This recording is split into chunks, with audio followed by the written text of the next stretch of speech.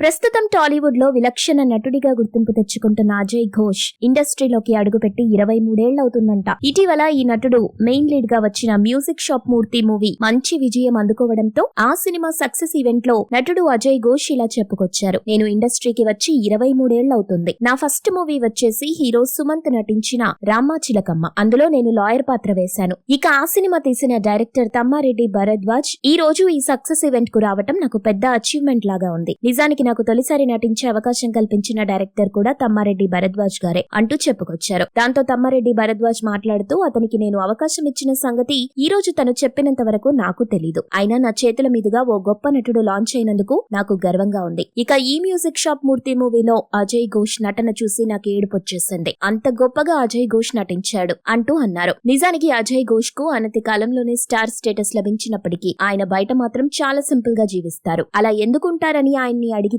నాకు ఇదే కంఫర్ట్ గా ఉంటుంది అని చెప్పుకొస్తారు. మీరు ఇలాంటి ఇంట్రెస్టింగ్ న్యూస్ అప్డేట్స్ మరిన్ని తెలుసుకోవడానికి ఇప్పుడే మా ఛానల్ ని లైక్ చేయండి, ఫాలో చేయండి, సబ్స్క్రైబ్ చేయండి.